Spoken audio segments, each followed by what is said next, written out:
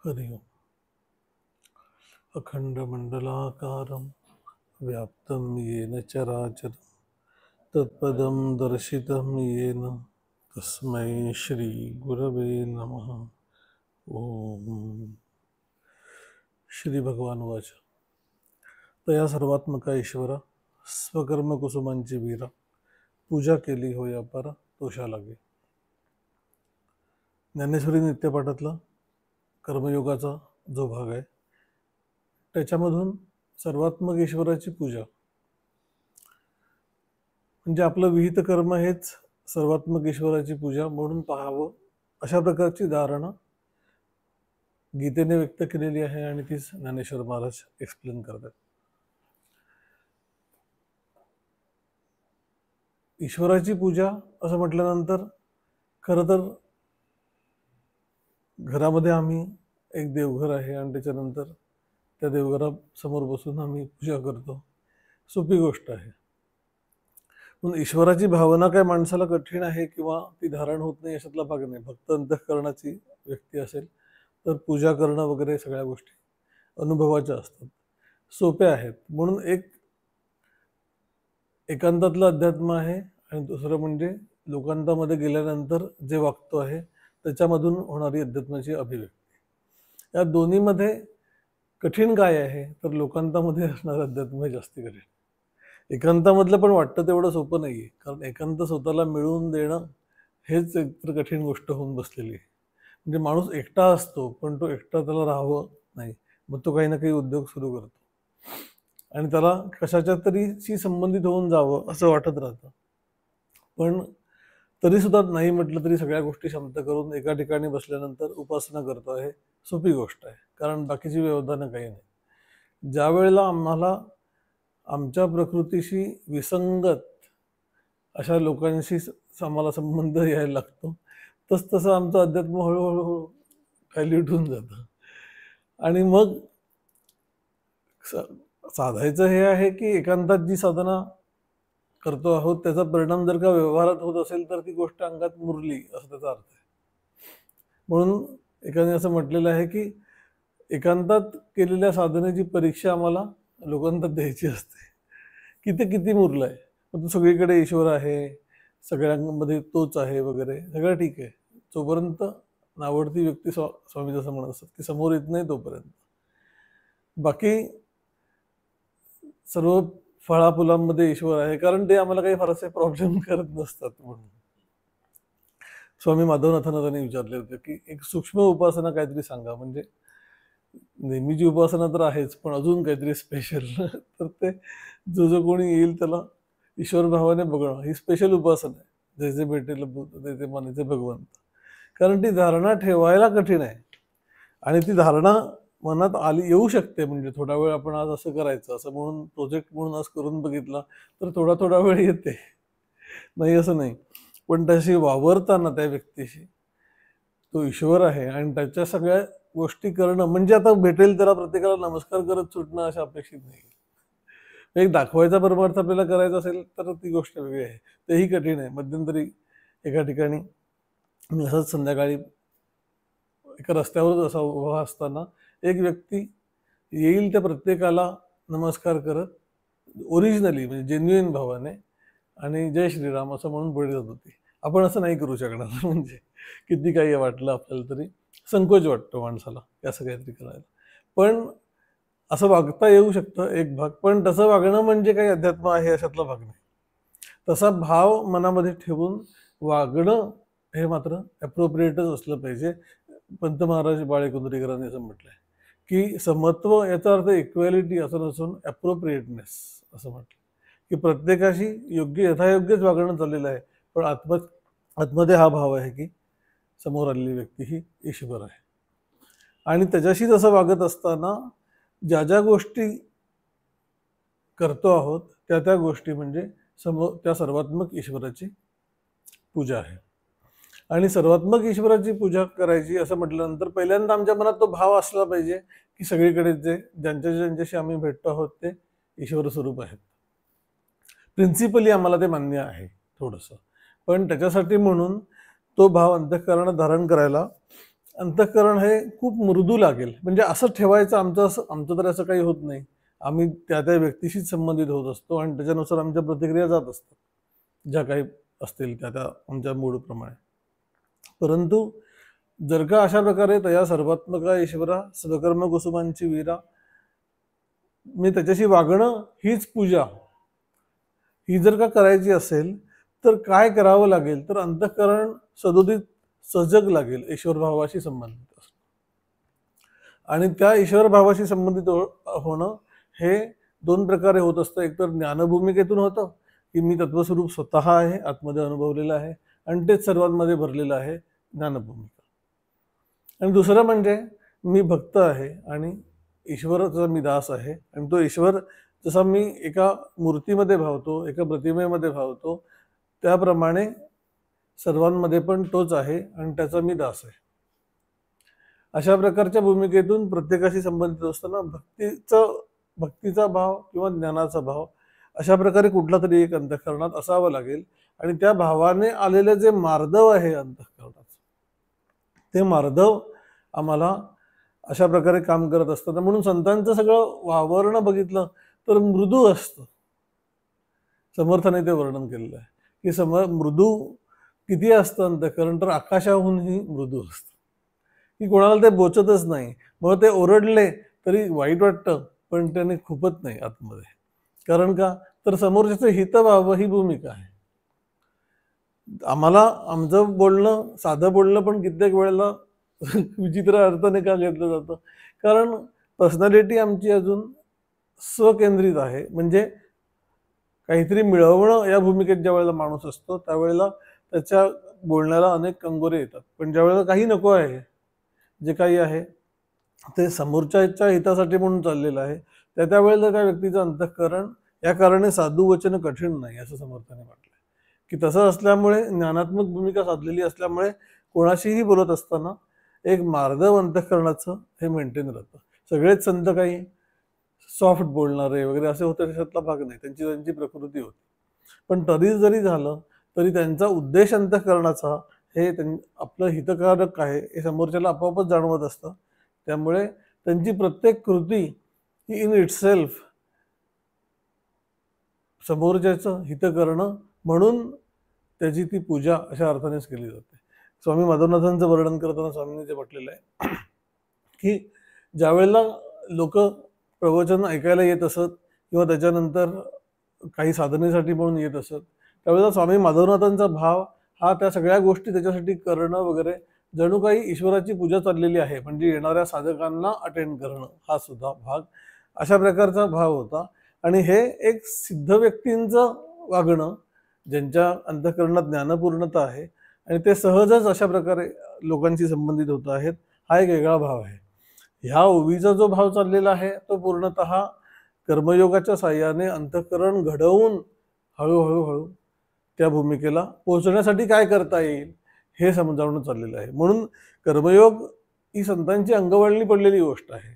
आमच्यासाठी जी आहे ती आमची मनोभूमिका तयार करणं, एकतर कर्म उत्कृष्ट करणं, त्याच्यामध्ये फळाची आसक्ती न ठेवणं, हा सगळा गृहीत असलेला भाग आहे. पण तो गृहीत असलेला भाग अजून एका वरच्या पातळीवर न्यायचा असेल तर सर्वात्मक ईश्वराची पूजा या भावनेने तो करणं. त्याच्यासाठी ज्ञानेश्वर महाराजांनी त्याची खूप सुंदर तया सर्वात्मका ईश्वरा, तर तया म्हणजे त्या सर्वात्मक ईश्वर, तो म्हणजे कुठला सर्वात्मक ईश्वर, त्यांनी असं म्हटलंय, जो अविद्येची या चिंध्या, अविद्या रूपी चिंध्या गुंडुनी जीव बाहुलिया खेळविते से तिगुणी या अहंकार रज्जू. म्हणजे जे बाहुल्यांचा खेळ खेळणारे लोक असतात, तर त्या बाहुल्या असतात आणि दोरे असतात आणि दोऱ्यांच्या सहाय्याने वरून तो हलवत असतो आणि त्याच्याप्रमाणे ती बाहुली डान्स करत असते. तसं त्यांना असं म्हणायचं आहे की या बाहुल्या बनलेल्या आहेत, म्हणजे आपण सगळे जगातले सर्व गोष्टी, तर त्या कशाने, कुठल्या कापडाने बनवल्यात, तर अविद्येच्या कापडाने बनवलेले आहेत. म्हणजे मूळ स्वरूपाचं ज्ञान नाहीये, म्हणजे अविद्या, अज्ञान. आणि त्या अविद्येच्या चिन्हांनी बनवलेल्या या बावल्या त्याला दोर बांधलेले आहेत. तर ते कुठले आहेत, तर आणि अहंकार रज्जू म्हणजे तिन्ही सात्विक, राजसिक, तामसिक अशा प्रकारच्या दोऱ्यांनी बांधलेले अहंकार, आणि ते तो घेऊन खेळवतो आहे. अशा प्रकारचा जो सर्वात्मक ईश्वर आहे तो त्याने हे सगळं जग भरलेलं आहे. जेणे जग हे समस्त आतबाहेरी पूर्ण भरित झाले आहे दीपजात तेजे जैसे. दीपाचं म्हणजे ज्योत ही आत आणि बाहेर ही पूर्णतः एकच तेजतत्वच सामावलेलं आहे. म्हणजे आतमध्ये काहीतरी वेगळं आहे आणि बाहेर काहीतरी वेगळं आहे असं नसून तेजच आहे मूर्त स्वरूपात. त्याप्रमाणे सर्वात्मक ईश्वर म्हणजे सगळ्यांच्या मध्ये अस्तित्व रूपाने असणारा ईश्वर. आणि त्या अस्तित्व रूपाने असणाऱ्या ईश्वराला सर्वात्मक ईश्वरा स्वकर्म कुसुमांची वीरा. आता जर का तो सर्वात्मक आहे तर त्याला एका ठिकाणी कुठेतरी फुलं वाहतोय, पूजा करतोय, नमस्कार करतोय, अशा रीतीने सर्वात्मक ईश्वराची पूजा केली जाऊ शकत नाही. मग काय करावं लागेल? तर जो जो व्यवहार होतो आहे तो त्या प्रत्येकाच्या मध्ये असणाऱ्या ईश्वराशी व्यवहार होतोय म्हटल्यानंतर भूमिका अंतःकरणाची सांभाळली तर ती स्वकर्म कुसुमांची पूजा होईल. म्हणून कर्म त्याला कुसुम म्हणजे फुलं असं म्हटलेलं आहे. मग आम्ही एका जागी बसून जी पूजा करतो ती काय आहे? ती सर्वात्मक ईश्वराची पूजा करण्यासाठी म्हणून अंतःकरणाची जी तयारी आहे ती आम्ही आमच्या देवघरात बसून करत असतो. खरं तर त्याचा उद्देश तो आहे. एकतर कुठेतरी आम्हाला शरण जायला, डोकं टेकायला जागा पाहिजे, भक्ती आमची अभिव्यक्त करायला, म्हणून पण त्या मूर्तीमध्ये आम्ही भावतो आहोत. आणि सगळ्यांमध्ये ईश्वर पाहणं आम्हाला शक्य नाहीये. मग जिथे आमची श्रद्धा आहे, जे ज्ञानाचे सागर आहेत, जे भक्तीचे सागर आहेत, जिथे गुणांचा विशेष प्रभाव आम्हाला दिसतो, अशा सर्व अवतारी महापुरुषांचं, संत महापुरुषांची प्रतिमा आम्ही समोर ठेवतो. किमान त्यांच्या ठिकाणी ईश्वर बघतोय, त्यांच्या ठिकाणी आम्ही फुलं वाहतोय. फुलं वाहतोय का? आम्ही खरं तर आमचं अंतःकरण त्यांच्या समोर वाहतो आहोत, पण ते वाहण्याचं माध्यम म्हणून आम्ही फुलं वाहतो. की ते सुंदर आहे फुल, कुठलंही कुरूप फुल नसतं. म्हणजे ते कुठल्याही रंगाचं असलं तरी फुल हा प्रकार कधीही बघितल्यानंतर टवटवीतच वाटतो. तसं आमचं अंतःकरण असावं या भूमिकेतून आम्ही ती फुलं वाहतो. कुठल्याही झाडाकडे बघितल्यानंतर ते फूल कुठलंही जरी का असेल तरी त्याचा टवटवीतपणा, ते कुठे फुललंय, कोण त्याच्याकडे बघतंय की नाही, असं त्या फुलाचा काही भाव नसतो. ते स्वतःच्या ठिकाणी सुंदर उमललेलं असतं. आणि आमचं अंतःकरण कसंही असल्यानंतर त्याच्याकडे बघितल्यानंतर प्रसन्न वाटतं. तसं त्या फुलासारखं आम्ही व्हावं हे गृहीत धरून ती फुलं आम्ही तिथे वाहतो आहोत. की ह्या फुलाच्या माध्यमातून, या जलाच्या माध्यमातून, पानाच्या माध्यमातून मी स्वतःला तुला वाहतो आहे, अशी भूमिका अंतःकरणात ठेवावी पूजेच्या ठिकाणी. ॲज फार एज पॉसिबल स्वामी जसं म्हणत असत. पण तसं ठेवल्यानंतर तिथे एक ईश्वराचा आविर्भाव आम्ही अंतःकरणाने मान्य केलेला आहे की इथे ईश्वर आहे. ती भूमिका घेऊन हळूहळू ती भूमिका तेवढीच मर्यादित न ठेवता ती डेव्हलप करत करत जाऊन किमान आमचं ज्यांच्याशी पट्ट आहे म्हणून कोणाकोणाच्या ठिकाणी ते देवद्विज गुरु प्राज्ञ पूजनम शौच मार्जव हे जे सांगितलं, देवद्विज गुरु, किमान इथे तरी देव, की तिथे नम्र व्हायची काही ठिकाणं आमच्या आयुष्यामध्ये असली पाहिजे, जिथे आम्ही अहंकाराचा ताटा सोडून शहाणापण आपल्या बाजूला ठेवून पायावर डोकं ठेवता येईल. त्या ठिकाणी हळूहळू ईश्वर बघायला शिकणं, हळूहळू जिथे आमचा कुठे पर्सनॅलिटीचा सतत संघर्ष येत नाहीये त्याच्यामध्ये आम्ही हळूहळू ईश्वर भाव अंतःकरणावर ठेवायला शिकणं, आणि तो भाव विकसित होता होता सर्वात्मक ईश्वर जिथे जिथे आम्हाला शक्य आहे तिथे तिथे आम्ही ईश्वराची भावना करणं. तर या सर्वात्मक ईश्वरा मग काय आहे तर जी जी कर्म ॲप्रोप्रिएट चाललेली आहेत ती कुसुमांप्रमाणे म्हणजे प्रफुल्लित अंतःकरणाने केलेली, त्याच्यामागे कुठल्याही प्रकारचा स्वार्थाचा लेश चिकटलेला नाहीये, कोणाचं अनहित व्हावं अशा प्रकारची भावना चिकटलेली नाहीये. अशा प्रकारच्या भावनेने ज्यावेळेला आम्ही ती ड्यू कर्म करतो त्यावेळेला ती कुसुमांसारखी म्हणजे सुगंध देणारी, कशाचा सुगंध आहे? प्रेमाचा सुगंध आहे. म्हणून भक्ताचं वर्णन ज्यावेळेला गीता करते किंवा ज्ञानेश्वर महाराज करतात त्यावेळेला एका ठिकाणी कोपऱ्यात बसून देवाप्रती अगदी अश्रू वाहतोय आणि लोकांची मात्र अजिबात जमत नाहीये, हा भक्त मानायला तयार नाही.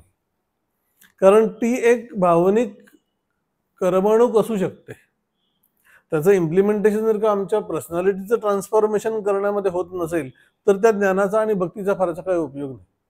काय करायचं आहे? ते सगळं पुस्तकं पाठ आहेत, बोलता येत आहे, पण वागताना दोन शब्द गोड समोरच्याला आल्हाद व्हावा असे जर निघत नसतील तर त्या भक्ती ज्ञानाची काही किंमत नाही. एकूण व्यक्तिमत्व आमचं ट्रान्सफॉर्म होत होत सर्व ठिकाणी ईश्वर पाहायला शिकायला पाहिजे. सर्व ठिकाणी पाहायचं असेल त्याच्या आधी स्वतःच्या ठिकाणी पाहायला शिकलास तर तो एक आदरा भूमिकेने आणि सांभाळलेल्या भूमिकेने अंतःकरण वावरू शकेल. तशा प्रकारे ज्यांचं झालेलं आहे. म्हणून जे जे काही बाह्यकर्म आमचं चाललेलं आहे ते बाह्यकर्म हे आमच्या आंतरिक स्थितीचं अभिव्यक्ती आहे कुठल्याही प्रकारचं. तर आम्ही आनंदात असू तर सगळ्या गोष्टी आम्ही आनंदाने ऍक्सेप्ट करतो, जर मनाविरुद्ध झालं तरी चालतं. जर दुःख झालेलं असेल तर तीच रम्य संध्याकाळ आम्हाला आतून खिन्न करून जाते. हे हिमालयाकडे बघत असताना एरवी प्रसन्न वाटेल, पण आमचं मूड गेलेलं असेल तर त्या सगळ्या पर्वतराजीकडे बघताना अजून आम्ही एकटे एकटे एकटे वाटत जातो. काय आहे जे वेदांत आहे हा सगळा, की बाह्य जगाचा अभिव्यक्ती जी आहे ती आमच्या अंतःकरणाच्या भूमिकेवर ठरलेली असते. त्याप्रमाणे आम्ही ज्ञानभूमिकेतून ज्या वेळेला पाहतो, आतमध्ये ज्ञानाचा बोध केवळ विचाराने नव्हे उपासनेच्या अंगाने तो स्थिरावत ज्या वेळेला जाईल, त्यावेळेला प्रत्येक ठिकाणी तत्व स्वरूपाने आहे असा भाव अंतःकरणामध्ये आपोआप उदित होईल. मग प्रत्येकाशी डेव्हलप होताना म्हणून केवळ ही एक वैचारिक दृष्टीने सतत ओढून जाणून मनावर आणायची भूमिका नाहीये कर्मयोग ही. उपासनेच्या माध्यमातून अंतःकरण ज्ञानभूमिकेत स्थिर झालं की जे कर्म होतं ते आपोआप हळूहळू कर्मयोगाच्या धारणांची सुसंगत होत जातं. पण ते कशा प्रकारे व्हायला पाहिजे हे आम्हाला किमान ज्ञानभूमिकेतून वैचारिक दृष्टीने कळलेलं तरी असलं पाहिजे, म्हणून स्वाध्यायाची गरज आहे. म्हणजे आम्ही साधना करतो आहोत आणि कर्म पण करतो आहोत, पण ते राईट डायरेक्शनला चाललंय की नाही हे कळणार कसं, म्हणून स्वाध्यायाची गरज आहे. ते जर काही करत नसू तर आमचं बाय अँड बाय कधीतरी होईल पण म्हणजे नाही असं म्हणायचं कारण नाही. सगळ्याच संतांनी काही आधी पुस्तकं वाचून मग साधना केली अशातला भाग नाही, पण मुळात उपजत दैवी गुण असणाऱ्या व्यक्ती आणि आमच्यामध्ये ते दैवी गुण नाही अशातला भाग नाही, थोड्याफार प्रमाणात आहेत, पण ते डेव्हलप करत असताना जर का आखून दिलेल्या मार्गावर चाललो, आखून दिलेलं म्हणजे ते सुद्धा संतांनी लिहिलेल्या आणि दुसरं म्हणजे त्यांनी आचरून दाखवलेल्या त्या मार्गावरून चाललो तर आमची प्रगती होते की नाही हे आम्ही एक ठराविक मोजमापामध्ये लावू शकतो. म्हणून त्याला एक न फाटा फुटलेला एक सरळ सरळ मार्ग आहे, तो म्हणजे अशा प्रकारे संत भावना.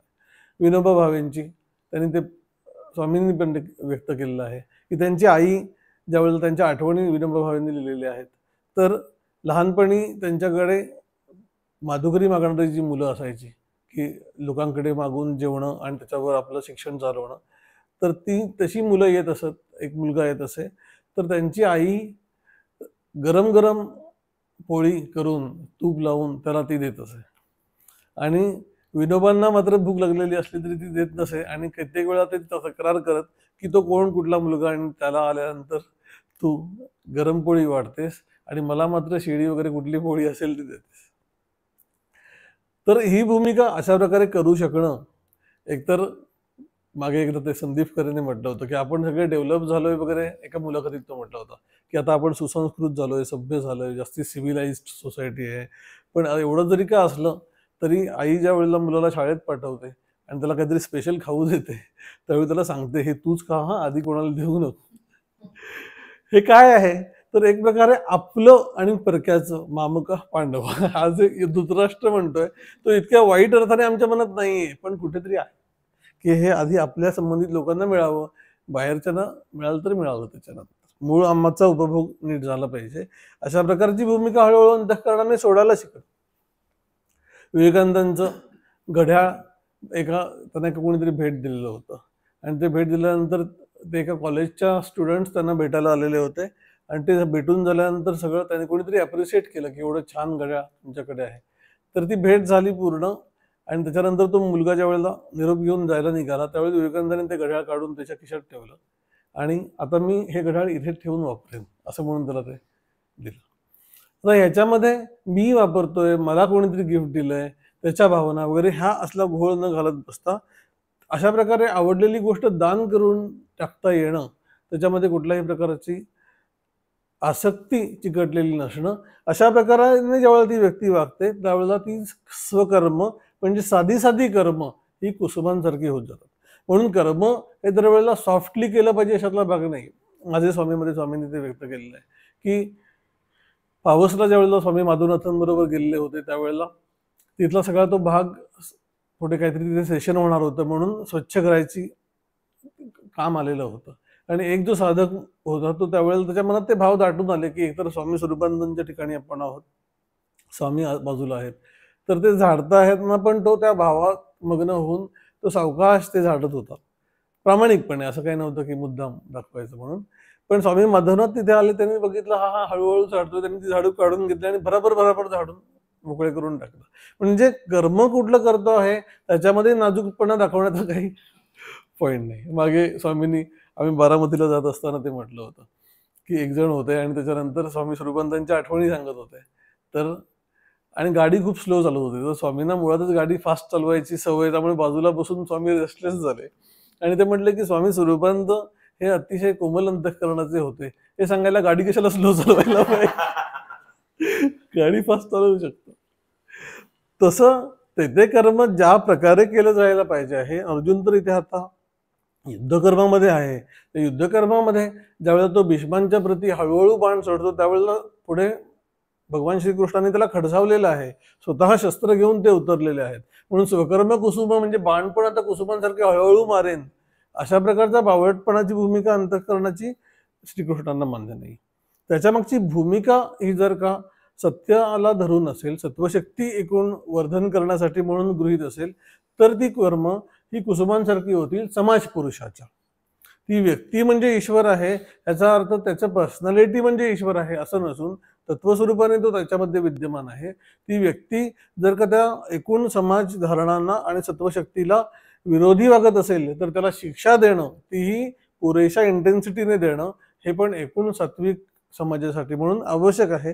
म्हणून सर्वात्मक ईश्वराचा अर्थ प्रत्येकाच्या ठिकाणी असणारा ईश्वर हा तर भाग आहेच, पण मुख्य म्हणजे तशा प्रकारचा समाज, सात्विक समाज जो ईश्वराभिमुख आहे, त्याला जगण्यासाठी म्हणून जे जे काही अप्रोप्रिएट कर्म आहेत, ती कर्म ही स्वतःचा अहंकाराचा आणि आसक्तीचा लेश बाजूला ठेवून केली की ती कर्म ही पूजा स्वरूपात होतात.